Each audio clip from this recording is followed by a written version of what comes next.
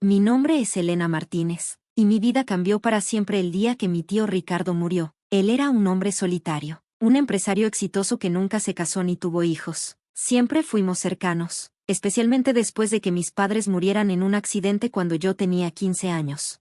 Mi tío Ricardo me había criado como si fuera su propia hija, me pagó la universidad, me ayudó a comenzar mi carrera como abogada, y siempre me trató con un amor incondicional que mis propios padres biológicos nunca me habían dado. Mientras mis tíos y primos se mantenían distantes, Ricardo era diferente. Él veía más allá de los prejuicios familiares y me apoyaba incondicionalmente. Cuando murió, dejé mi trabajo en el bufete de abogados para encargarme de sus asuntos. Sabía que no sería fácil, especialmente porque el resto de mi familia siempre me había visto como la outsider, la sobrina adoptiva que no compartía su sangre. El día de la lectura del testamento, la tensión era palpable. Mi tío Ricardo había dejado una fortuna estimada en más de $50 millones, incluyendo su empresa de construcción, propiedades en 3 estados y una cartera de inversiones impresionante.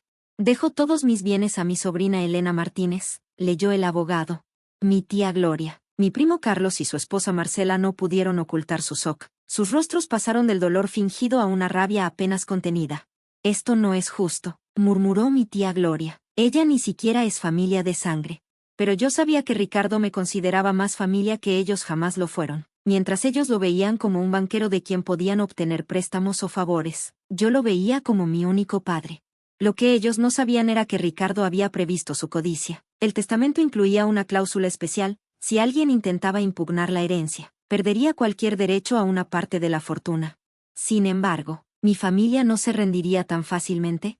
Los días siguientes fueron una batalla silenciosa. Mi familia comenzó a urdir un plan para disputar el testamento. Una noche, sin querer, escuché una conversación entre mi tía Gloria y mi primo Carlos que cambiaría todo. Tenemos que encontrar una manera de anular el testamento, susurraba Carlos. Contrataré al mejor abogado para demostrar que Ricardo no estaba en sus cabales cuando lo redactó. Mi tía Gloria asintió: busca cualquier cosa, su edad, su estado mental, incluso rumores sobre presión o manipulación. Necesitamos demostrar que Elena lo manipuló.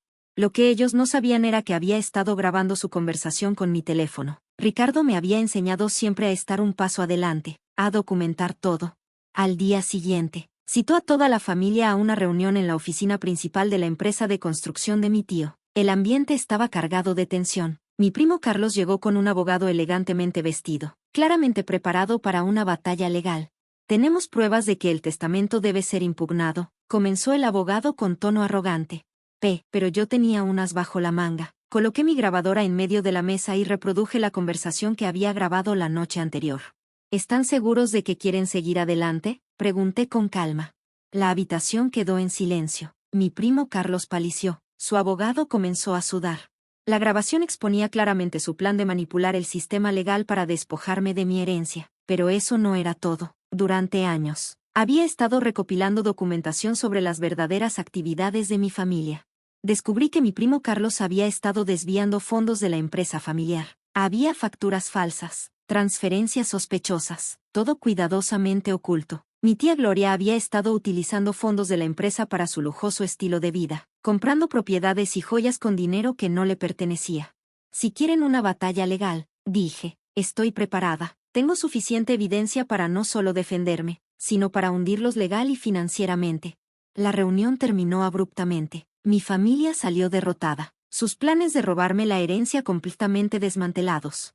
Pero mi verdadera batalla apenas comenzaba. Después de exponer la corrupción de mi familia, me enfrenté a una decisión crucial. No quería destruirlos completamente, pero necesitaba proteger el legado de mi tío Ricardo. Contraté a un equipo de abogados especializados en investigaciones corporativas. Juntos, comenzamos a desentrañar años de manipulación financiera. Las pruebas eran contundentes. Mi primo Carlos había estado desviando fondos de la empresa de construcción, creando empresas fantasma para lavar dinero. Mi tía Gloria no se quedaba atrás. Había estado utilizando conexiones políticas para obtener contratos gubernamentales de manera irregular. Cada documento que desenterrábamos revelaba un nuevo nivel de corrupción. Pero no era solo sobre venganza. Ricardo me había enseñado que los negocios se conducen con integridad. Así que mi plan era más complejo que simplemente destruir a mi familia. Convoqué una reunión final. Esta vez, en la sala de juntas de la empresa, con abogados, contadores y un representante de la fiscalía. Tengo 2 opciones. Les dije a mi familia. La primera, los entrego a las autoridades y enfrentan cargos criminales por fraude y lavado de dinero. La segunda, se alejan de la empresa. Devuelven todo lo robado y nunca más se acercan a mis negocios. Mi primo Carlos intentó negociar, pero las pruebas eran irrefutables. Su abogado le aconsejó aceptar mis términos. Al final, mi familia aceptó renunciar a cualquier derecho sobre la empresa y las propiedades. Acordaron una compensación mínima que les permitiría vivir sin lujos, pero sin caer en la miseria. Lo más importante era preservar el legado de Ricardo. Convertí su empresa de construcción en un modelo de responsabilidad social. Implementé programas de apoyo a trabajadores, inversiones en tecnología sostenible y becas para jóvenes profesionales de bajos recursos. Cada decisión la consultaba mentalmente con Ricardo. Podía escuchar su voz. La verdadera riqueza no está en el dinero, sino en cómo lo utilizas para ayudar a otros. Años después, mi empresa se convirtió en un referente nacional, no solo por su éxito económico, sino por su compromiso ético. Los mismos medios que antes cubrían los escándalos de mi familia ahora me entrevistaban como un ejemplo de liderazgo empresarial. Mi tía Gloria murió años después, sola y amargada. Mi primo Carlos terminó trabajando como vendedor de seguros, muy lejos de su antigua vida de lujos. Un día, mientras revisaba unos documentos en la oficina, encontré una carta que Ricardo había dejado para mí. Estaba fechada justo antes de su muerte. Querida Elena, decía, sé que el camino no será fácil, pero confío en ti, no porque seas mi sobrina, sino porque eres la persona más íntegra que conozco. No dejes que el rencor guíe tus decisiones. La verdadera victoria no está en destruir a otros, sino en construir algo mejor. Lágrimas rodaron por mis mejillas. Ricardo no solo me había dejado una fortuna, me había dejado un legado mucho más valioso: integridad, compasión y la capacidad de transformar el dolor en oportunidad. Mi historia se convirtió en inspiración para muchos, no por ser una historia de venganza, sino de resiliencia y transformación. Y así, cada día honraba la memoria de Ricardo, no solo con mis logros empresariales, sino con mi forma de ver y entender el mundo.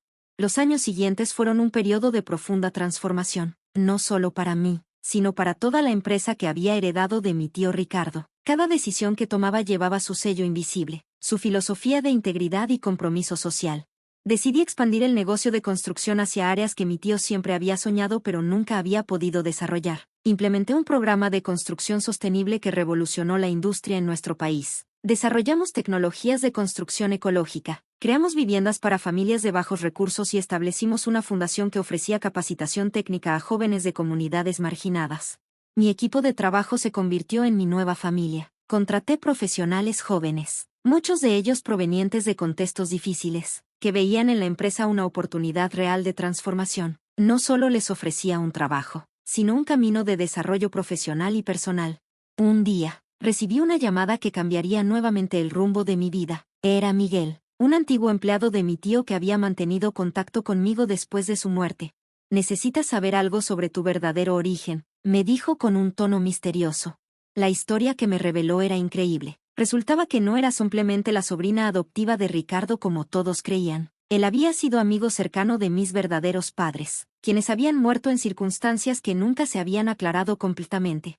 Miguel me entregó un conjunto de documentos y una carta manuscrita de mi padre biológico. En ella, me contaba sobre un proyecto secreto en el que habían estado trabajando antes de su muerte, relacionado con desarrollo tecnológico y energías renovables.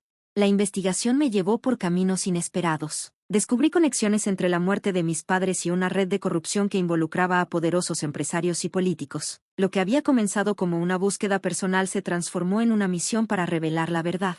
Utilicé todos mis recursos legales y económicos para continuar la investigación. No era ya solo sobre mi herencia familiar, sino sobre un legado mucho más grande que mis padres habían dejado inconcluso.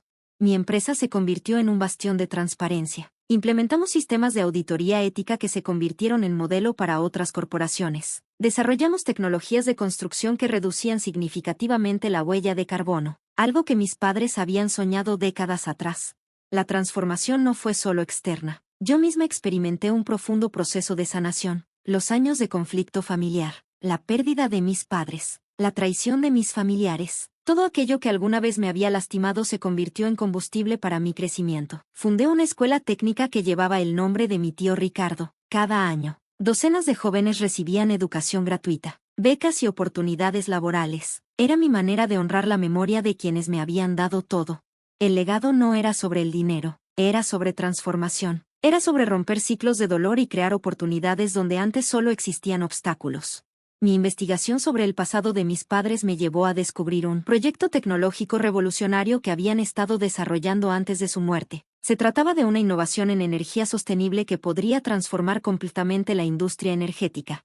Los documentos que Miguel me entregó revelaban conexiones complejas. Mis padres habían sido científicos especializados en energías renovables, trabajando en un proyecto secreto que amenazaba los intereses de poderosas corporaciones petroleras. Su muerte, que siempre se había considerado un accidente, comenzaba a parecer algo más siniestro.